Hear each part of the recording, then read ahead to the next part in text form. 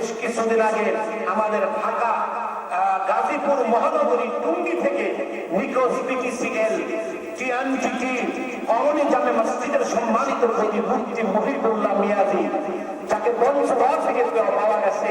তার অপরাধ ছিল 5 মাস আগে ইসকন বিরোধী কথা বলেছিল, বলার কারণে ইসকনের পক্ষ থেকে তাকে লোক দেখানো হয়েছে, ভয় দেখানো হয়েছে।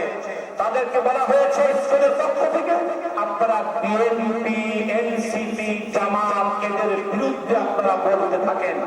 যদি না বলেন তাহলে আমরা আগামীতে এদেশের হকানি ওলামায়ে কেরামকে আমরা ধরে ধরে শেষ করে ফেলবো।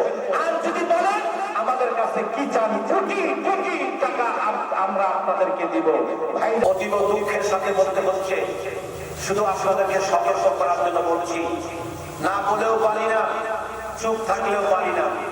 যদি চুপ থাকি আল্লাহ ধরে বসে, যদি বলি মানুষ ধরে মেরে ফেলে। সবচাইতে জুলুমের শিকার, সবচাইতে মজলুম, সবচাইতে লাঞ্ছিত আর বঞ্চিত অপমানিত বর্তমান আমরা টুপিওয়ালা। নাকি কথা বললাম না বলেন? অথচ আপনাদের বন্ধু ওলামায়ে কেরাম বিশ্বাসীয় বন্ধু, কারণ জাতির সংশয় ক্রান্তি লাগবে ওলামায়ে কেরামের আগে বের হয়।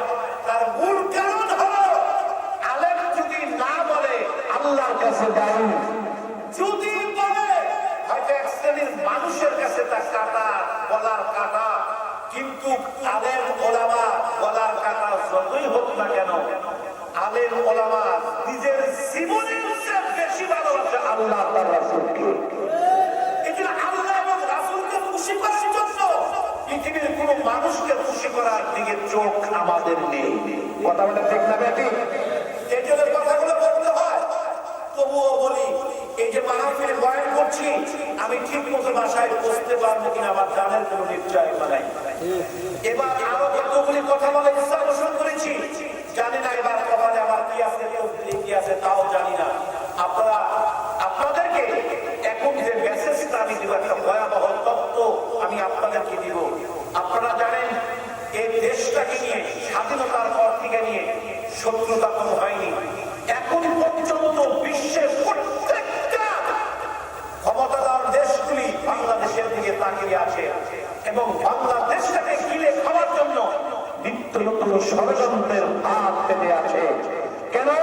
এই বাংলাদেশ হলো তৃতীয় মুসলিম কান্ট্রি, 95% মুসলমান। এজন্য বিশ্বের কাছে এই ত্রিপুরাদের উত্থান দেখে তারা ভয়ে থরথর করে প্রতিনিয়ত কাঁপে। এদিকে ভারত কোনদিন আমাদের বন্ধু হতে পারে না। জেনে রাখবেন, বুঝে রাখবেন, এটা বিশ্বাস করেন আর না করেন, ভারত চায় আমাদেরকে চিরজীবন তাদের গোলাম বানায় রাখতে। কোনদিন আমাদেরকে মুক্তি দিবে না। এর জন্য এক এক সময় এক এক ভাগ তারা পেতে থাকে।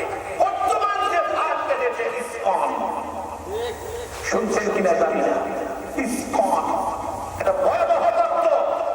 সে কি ইসকন? একটা তথ্য আজকে দিয়ে যাই, এটা মনে রাখবেন, এটা কাজে লাগবে। ইসকন এটা আন্তর্জাতিক কৃষ্ণ ভাবনান্বিত সংঘ। ইসকন যেটাকে international society for Krishna consciousness যাকে বলা হয়। এদের মূল টার্গেট কি? ইসকন এদের মূল উগ্র সাম্প্রদায়িক সংগঠন।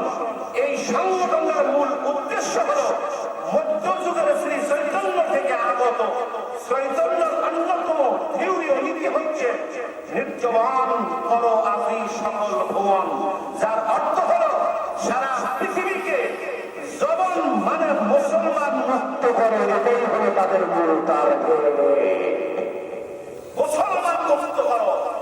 এদের বিভিন্ন ষড়যন্ত্র হচ্ছে, আপনারা জানেন না এই ইসকন প্রতিদিন কি পরিমাণ তারা মেহমানদারি করে, কি পরিমাণ মানুষকে তারা খানা খিলায়। এখানে আসছে প্রতিদিন তাদের আয় ব্যয় যে হয় প্রায় 21 কোটি টাকার খাবার পৃথিবীতে মানুষকে তাদের বিভিন্ন জায়গায় খিলায়, ভারতের খাবার খাওয়ায়। এরা মানব সেবার মাধ্যমে বিভিন্নভাবে মুসলমানদেরকে তারা আক্রমণ করছে। আপনারা জানেন বেশ কিছুদিন আগে আমাদের ঢাকা গাজীপুর মহানগরী টুঙ্গি থেকে পিটিসিএল টিএনটিটি কলোনি জামে মসজিদের সম্মানিত প্রতিমূর্তি মহিবুল্লাহ মিয়াজি, যাকে পঞ্চগড় থেকে পাওয়া গেছে, তার অপরাধ ছিল 5 মাস আগে ইসকন বিরোধী কথা বলেছিল। বলার কারণে ইসকনের পক্ষ থেকে তাকে লোভ দেখানো হয়েছে, ভয় দেখানো হয়েছে। তাদেরকে বলা হয়েছে ইসকনের পক্ষ থেকে, আপনারা বিএনপি, এনসিপি, জামাত এদের বিরুদ্ধে আপনারা বলতে থাকেন।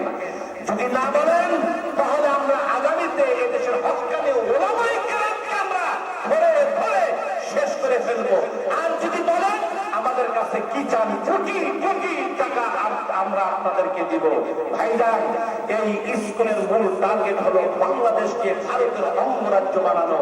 আমি আপনাদের পায়ে হাত রেখে বলতেছি, আমরা হিন্দু বিরোধী নই।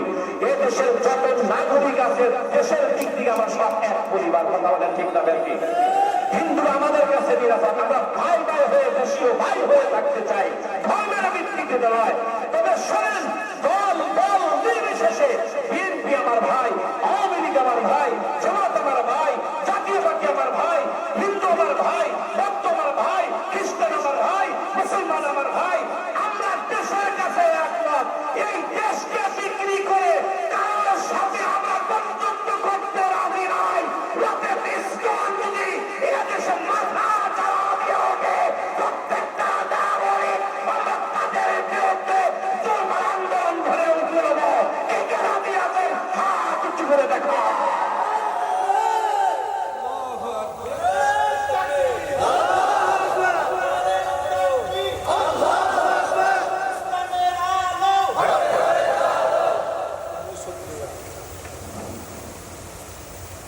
রাত 12টা বেজে গেছে, 12টা 15 বাজে শেষ করে দিই।